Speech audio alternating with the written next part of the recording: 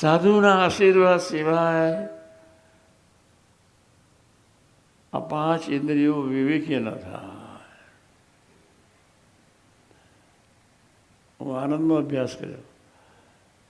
નગીન શેઠની ઘેર રહેતો. એના ફાધરના 2-3 થિયેટર હતા. આનંદમય થિયેટર, નડિયાદમય થિયેટર, અમદાવાદમય થિયેટર. 10 વર્ષ આનંદમાં અભ્યાસ કર્યો. 9 પિક્ચર જોયા, વર્ષનું 1. ના જોવું નહીં, જોવાનું.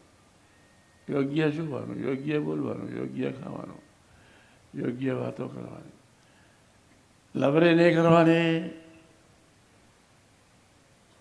આપણે યોગ્ય જોઈશું, યોગ્ય મિત્રો રાખીશું, યોગ્ય સાથે દોસ્તી રાખીશું, આપણી વાણીમાં વિવેક હશે, ભક્તિ હશે, દાસત્વ હશે.